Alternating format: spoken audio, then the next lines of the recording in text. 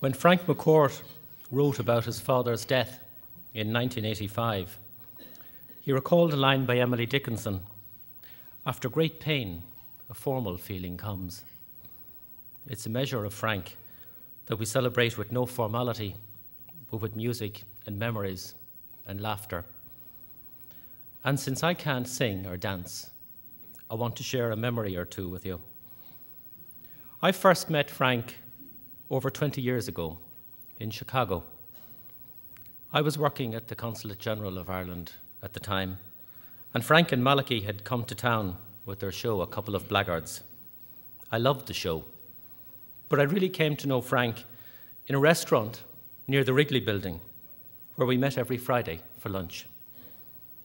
The restaurant was decorated with Cubist murals.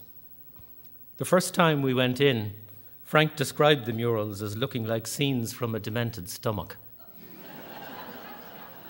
That was a great start to the meal. But the food was good, and the company was even better, and we laughed a great deal.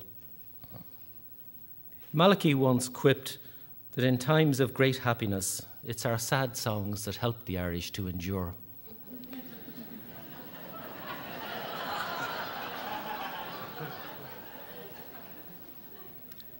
That's a way of saying, I suppose, that in times of hardship, humour helps us endure.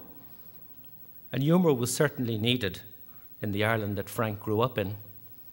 And humour was certainly needed in the Irish communities in this country in the late 80s.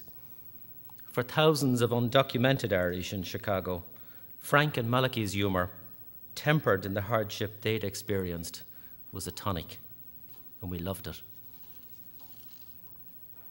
Ireland has produced many great writers who emigrated, but Frank was different. Frank was an emigrant who wrote.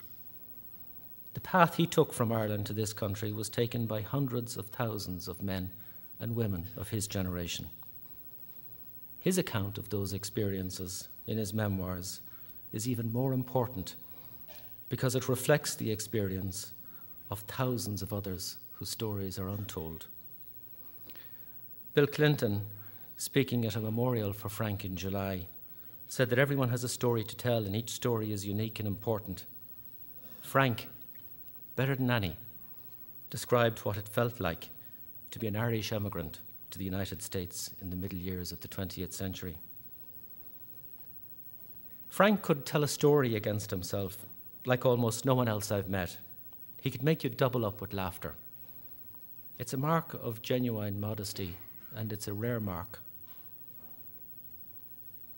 Angus Finucane was born in Limerick a year after Frank, and he had the same humour. Though Angus became a priest and a missionary, and, well, let's just say Frank didn't, they were drawn to each other, and they became firm friends. They shared a Limerick sense of humour, salted with what Jonathan Swift called a savage indignation at a world that leaves so many with so little. Angus helped found one of the truly great development aid agencies, Concern, an organisation that's helped save countless lives in some of the world's poorest countries. And Frank was one of his staunchest supporters in America. Angus died at 8:30 this morning. And if they're both sharing a joke and maybe a drink, then believe me, no one is more surprised right now than Frank McCourt.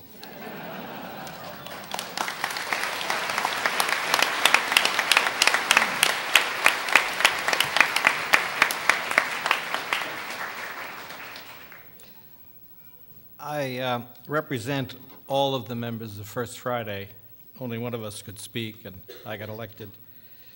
Before Frank McCourt became Frank McCourt, the world-famous author of Angela's Ashes, Tis, and Teacher Man, he was the relatively unknown teacher brother of the flamboyant celebrity bartender, radio and television star, and actor-singer Malachy, the McCourt of the 1960s and 70s in New York. In the early 1970s, Malachy, Sean Carberry, Peter Flynn, Pat Mulligan, and I, at P.J. Moran's, agreed to meet for periodicals, lunches that had extended into the evening and into the night, sometimes into the morning. At P.J. Moran's, Hemingway's, the Green Derby, Kennedy's, Tommy Makeham's, the Irish Pavilion, McSorley's Old Ale House, we would meet for lunch and drinks and lies. Later, we found home away from home in Eamon Doran's. His public house on 2nd Avenue near 53rd Street was where we met. It was Malachy who first proposed that we meet every first Friday to bring some regularity into our lives, and that we should call ourselves the First Friday. Taking inspiration from the promise of the Holy Roman Catholic and Apostolic Church, that faithful attendance at 9 First Fridays in a row, you would be granted the grace of a happy death, which we untutored people understood to be a priest would be present before we died. Malachy promised to be guaranteed the presence of a bartender at our death.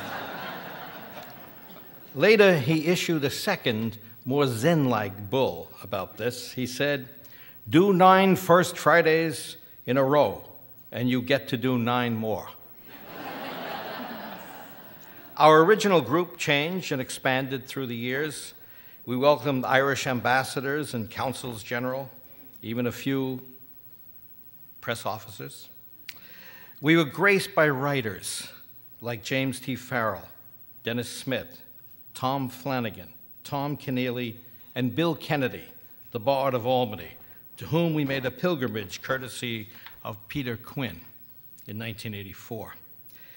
Until he retired from high school teaching in 1988, Frank had been a late-arriving but devoted member of First Friday, usually arriving at the tail end of lunch with only the hardcore celebrants still there, typically railing against the vast injustices that kept him slaving away in English classrooms while the rest of us were enjoying a free afternoon.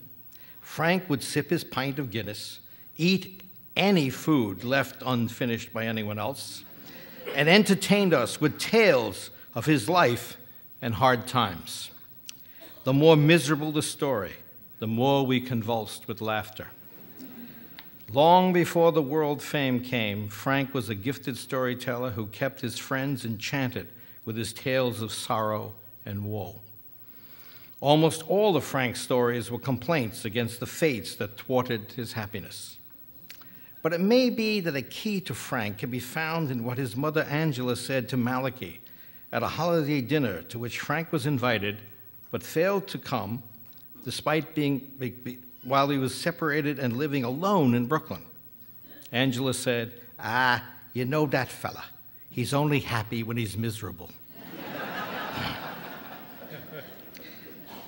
By sharing that misery with the world in Angela's ashes, Frank became a national and global celebrity, what he himself called the Mick of the moment. His success also transformed First Friday from a meeting of friends into a search for celebrities. We First Friday regulars mourn the loss of Frank, but comfort ourselves with the motto provided by Sean McRaymond, who heard this as one end of a telephone conversation on a Dublin street. "This is it. This is the thing. This is what you're up against." We all miss Frank's very special gift of laughter that he gave to us and to the world. We are now all up against it without him.